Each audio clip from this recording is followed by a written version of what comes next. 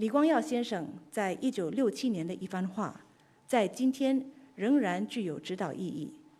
政府制定的政策必须让新加坡广结善缘，拥有最多强大且可靠的朋友。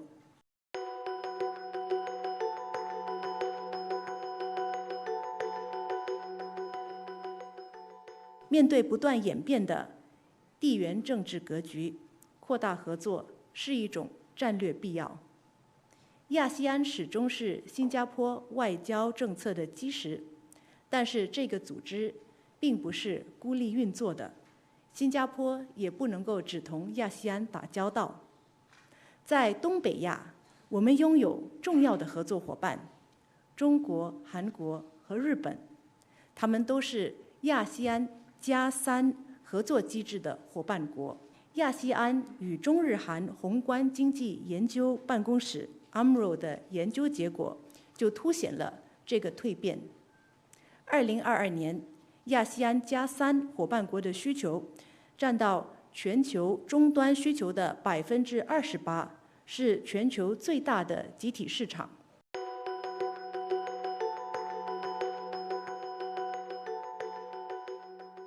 我们先看中国，中国是距离新加坡不远的大国，并对区域和全球局势具有重要影响力，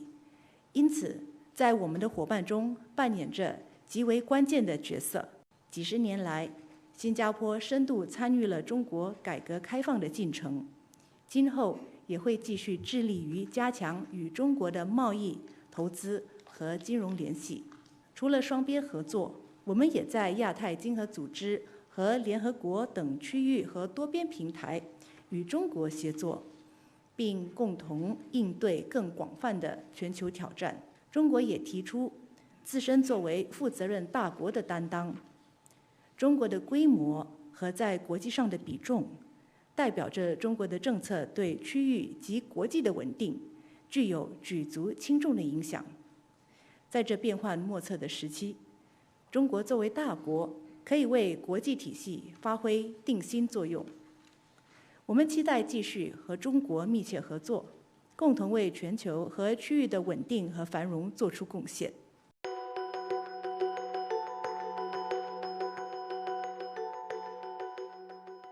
同为亚洲四小龙，新加坡和韩国的发展历程有许多相似之处。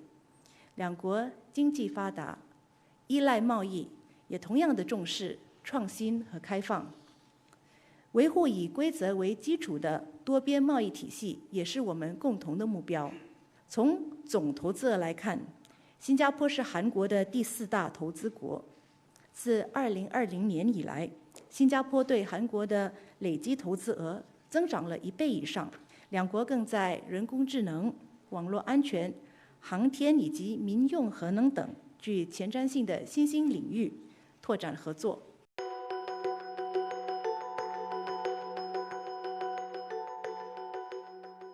接下来，我们谈谈日本。新加坡与日本之间有许多历史交集，最早可以追溯到19世纪。不久前，也就是2月15日，我们举行了全面防卫日的纪念活动。之所以将这一天定为全面防卫日，是因为新加坡是在1942年的这一天沦陷的。当年，由于新加坡华社曾出钱出力支持中国抗日战争，更成为日军重点报复的对象。其中最令人发指的是大检正，这场暴行导致数万无辜平民惨遭杀害。我们铭记这段历史，不是为了反复揭开伤疤，而是为了确保我们永不忘记历史的教训。新加坡独立后，我们必须决定如何处理和日本的关系。针对我国人民的诉求，新日双方经协商后达成协议，日本政府答应以一半补助金、一半特殊贷款的方式，向新加坡支付总额5000万元的款项。新加坡后来将部分资金用来兴建日本占领时期死难人民纪念碑。1967年2月15日，已故建国总理李光耀先生为纪念碑揭幕时说道：“我们聚集在这里，并不是为了重燃旧日的仇恨，也不是为了清算血债。我们兴建这座纪念碑，不是为了提醒大家，日本军队可能会再次侵略我们，因为世界列强的力量格局已发生了深刻的变化。这座纪念碑应当时刻督促我们，以长远的眼光制定国家政策，确保我们拥有最多可靠且强大的朋友。在解决战后赔偿问题后，日本开始参与我国的经济建设。如今，在新加坡的日本企业已达5300家，聘用的新加坡员工超过10万人。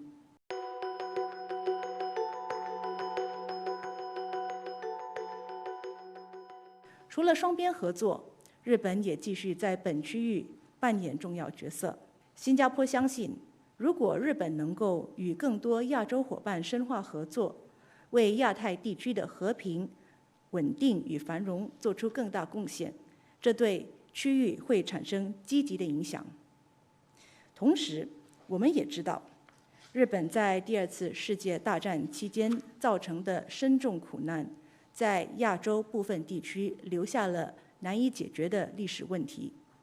这些历史问题需要慎重处理。历经80年，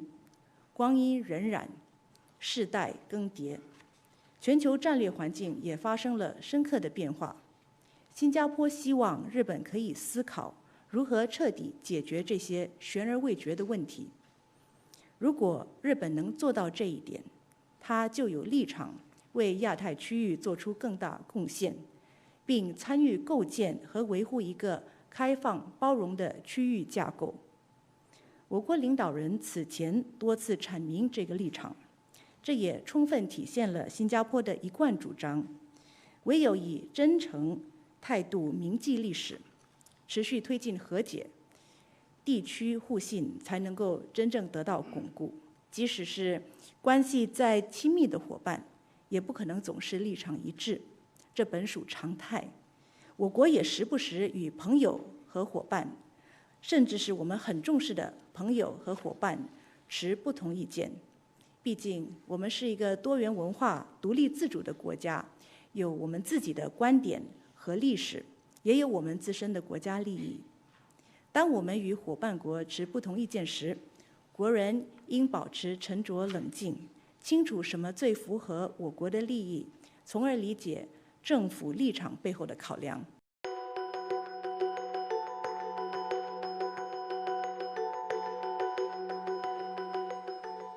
我国的第4代领导班子确实是延续了我国一贯的外交方针。在这样子一个变化多端的一个时期，我们需要本着新加坡的国家利益，稳健的前进，稳健的适应现在当前的一些变化。我国领导人有一个很清楚的认识，那就是国人的支持是新加坡外交政策的基石，这是非常重要的。如果说我们的一些朋友，他们可能之间出现一些紧张的局面，总体来说，对话和合作还是可以进行的。我们觉得这是一个比较灵活的方式，这也是一个可以促进互信的方式。那么新加坡呢，也希望尽我们自己的一份力量，能够尽量的为以规则为导向的国际事务处理方式尽一份力。